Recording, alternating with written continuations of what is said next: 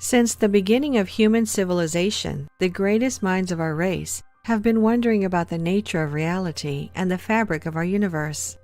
Evidence of the importance of sound, frequencies, and vibration can be found in almost all ancient civilizations and their spiritual and religious practices. Although this topic is almost completely neglected by modern scientists, there were a few great minds who understood our vibrational nature and the true power of these forces.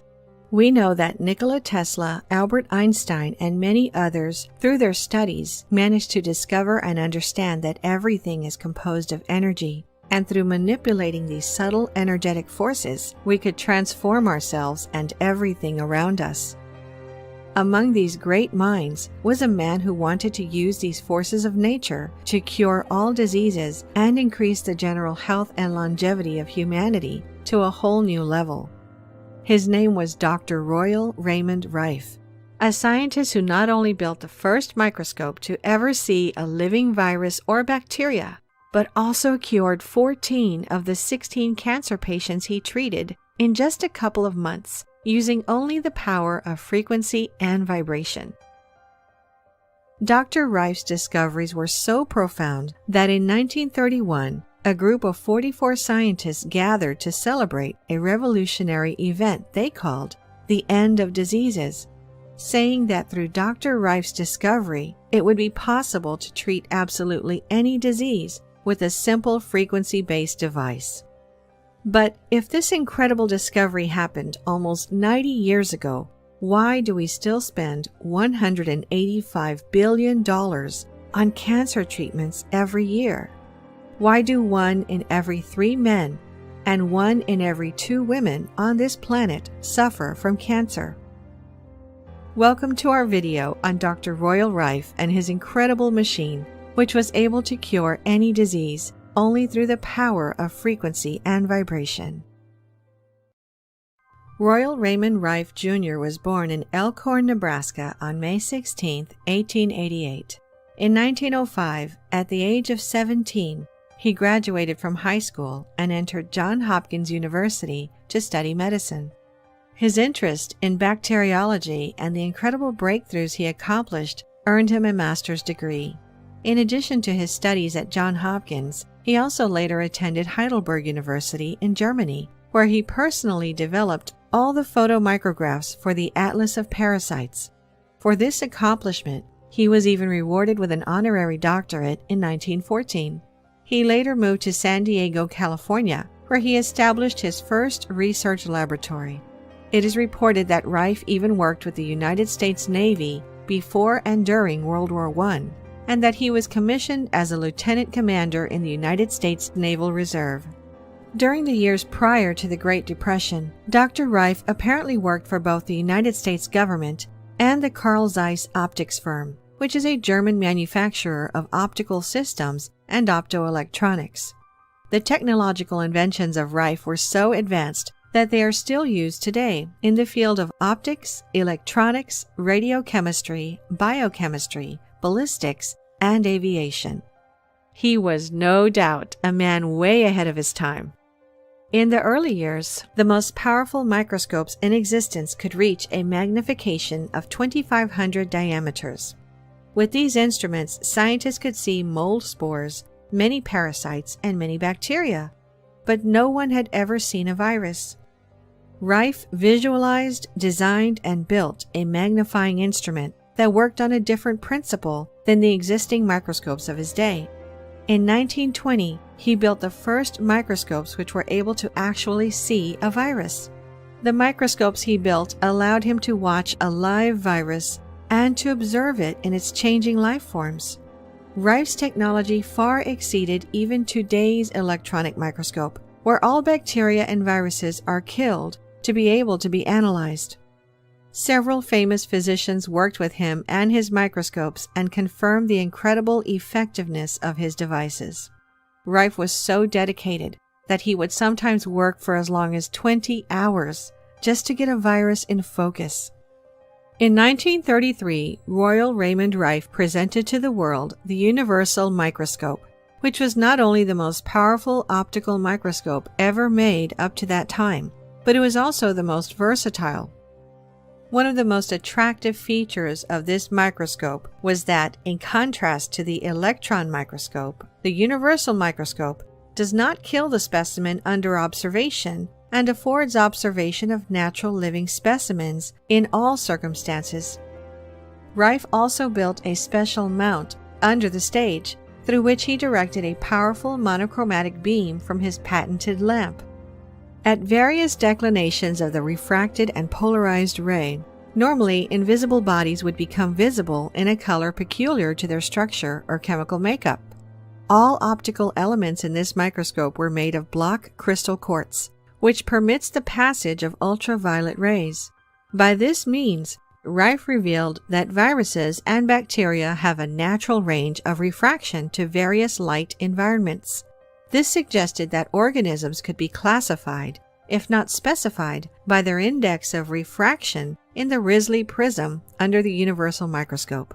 Basically, Rijf's microscope not only could see the viruses, but it also saw the colors they emitted, and whenever viewing a specific color, Rייf would be able to specify or approximate the resonant frequency of the object being observed, just like viewing the aura of a human and determining his or her resonant frequency by it. This capacity to observe living bacteria and viruses allowed Rייf to make outstanding discoveries. He was the first scientist known to have isolated and photographed the tuberculosis virus, as well as many others. Eventually, he even succeeded in isolating a virus specific to cancer, which was possible because he could see a distinctive purple-red color emanating from this virus. Now that Rייf was able to detect and specify all these viruses responsible for some of the most horrible diseases, there was only one thing he needed to figure out, and that was how to destroy them and cure people. Owing to Nikola Tesla's studies, men of science had known of the connection of electrical, magnetic, and radio frequencies with the operation of the human body, so Rייf turned to electromagnetic frequencies. He discovered that each microbe and each virus had a particular frequency to which it was vulnerable. Rייf called this the mortal oscillatory rate, a term still used to this day. After his discoveries, Rייf would try out the removal of specific bacteria, viruses, and tumors from rats through the use of this electromagnetic frequency.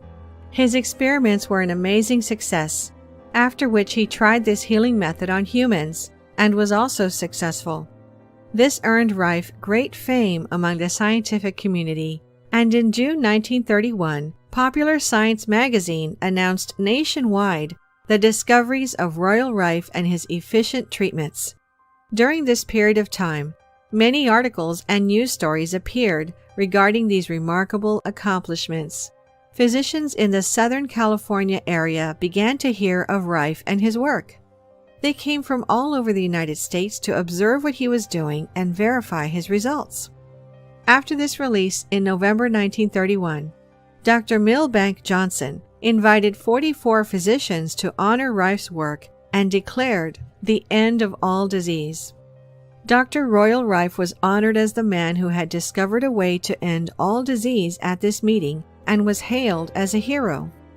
Finally, during 1934, a group of physicians led by Dr. Milbank Johnson of Pasadena, California, in an experiment that was sponsored by the University of California, brought 16 patients with cancer from a hospital in San Diego and placed them in apartments where they were observed and treated by the electromagnetic frequencies recommended by Dr. Royal Rייf. In just 3 months, 14 of the 16 patients were declared free of any cancer at that time. The other 2 required an additional month of treatment to be completely cured. After this monumental success, Dr. Royal Rייf made the following statement. With the frequency instrument treatment, no tissue is destroyed, no pain is felt, no noise is audible, and no sensation is noticed. A tube lights up, and 3 minutes later the treatment is completed.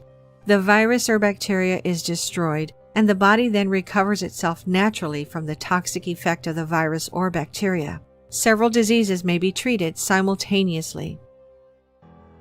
Rייף was hailed in the scientific and medical communities for his discoveries, and by 1937 he established a company called Beam Ray with several colleagues, and 14 of his machines were manufactured. So what happened? Why aren't these machines in every hospital and cancer treatment center in the world today? Simply put, the only cancer Rייף couldn't seem to kill was greed. After seeing the incredible success of Rייf's frequency healing machines, the head of the American Medical Association, a man named Morris Fishbein, immediately sent his attorneys to try to purchase the exclusive rights to the technology. Rייf, however, turned down his offer. Although no one knows the exact terms of the offer, it was probably similar to the one Fishbein made to Harry Hoxsey, a man who discovered an herbal remedy which destroyed cancer cells. Hoxsey himself traced the treatment to his great-grandfather, who observed a horse with a tumor on its leg cure itself by grazing upon wild plants growing in the meadow. John Hoxsey gathered these herbs and mixed them with old home remedies used for cancer. Not surprisingly, he was ridiculed, and the U.S. Department of Health even mass-printed warnings to the public stating it does not work, although Morris Fishbein himself admitted in court that the remedy worked on skin cancer. The deal offered to Hoxsey for the rights of his remedy stated that Fishbein and his associates would receive all profits for 9 years, and Hoxsey would receive nothing. Then, if they were satisfied that it worked, Hoxsey would begin to receive 10% of the profits. When Hoxsey refused, Fishbein used his political connections to have Hoxsey arrested 125 times in a period of 16 months. The charges, based on practicing without a license, were always thrown out of court, but Fishbein harassed Hoxsey for 25 years. In the end, Hoxsey's herbal cancer remedy was another suppressed healing method for cancer. Rייf knew that turning down a man like Morris Fishbein wasn't an easy thing. He was known as a man who would use all his powers to harass and eventually destroy countless scientific discoveries that could harm the wealth of a few powerful families such as the Rockefellers and those who controlled the pharmaceutical industry, which is worth billions. Rייf, just like Hoxsey, turned down his offer. Not satisfied for having his proposal denied, Fishbein allegedly financed one of the engineers who worked with Rייf to bring a lawsuit against him. That lawsuit was the beginning of the end for Rייf and his machines. Unable to withstand the attacks on his character and life's work in court, Rייf crumbled and turned to alcoholism. Despite the fact that he ultimately won his case, the legal costs bankrupted him, and his Beam Ray company went out of business. Even after the lawsuits, Fishbein, who still wielded all the power, hunted down any further proper scientific investigations into Rייf's breaking discoveries and his machines. Doctors that had previously supported Rייf suddenly fell silent. One of his partners, Arthur Kendall, all of a sudden retired to Mexico after receiving a magical gift of $250,000 in his bank account. Other doctors were given large grants and honors to keep their mouths shut and go back to prescribing the useless pharmaceuticals. Major medical journals, which are all predominantly funded by big pharma advertising revenues, refused to publish anyone's work involving Rייf's theories or his machines. As if all this persecution wasn't enough, Rייf's lab was also broken into, and documentation of his work, including photographs and even pieces of his microscopes, were stolen and vandalized. We saw the exact same persecution campaign against Nikola Tesla and his free energy research. We saw the exact same persecution campaign against Wilhelm Reich, the man who created the orgone accumulator, for which we dedicated an entire video. Both Tesla and Wilhelm Reich's labs were also vandalized and burned, together with all of the research. Rייf was the next victim of these giant corporations. They brought the end of Royal Rייf's discovery to cure cancer, and the police confiscated the rest of his research. There was nothing left of his research and machines. It was as if this groundbreaking discovery for humanity never even happened. And to this day, cancer is treated with super expensive chemotherapy treatment, which is harming the human body way more than it's healing it. Just imagine if Reif's discoveries had not been sabotaged. Where would we be now? Where could we have invested all the trillions of dollars used in extensive and expensive cancer treatments? And how many lives would have been saved? We would be living in an age of no diseases, and we would have the ultimate cure for cancer.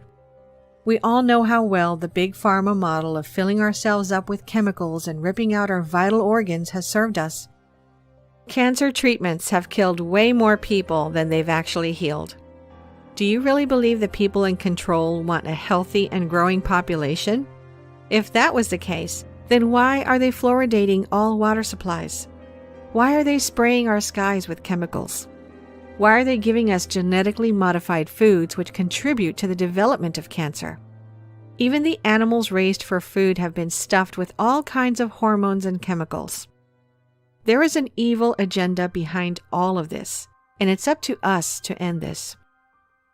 We could have free energy by now, but that would completely destroy the political and economic structure in which we're living. We could have Reif's frequency healing device, which could cure any disease without any pharmaceuticals.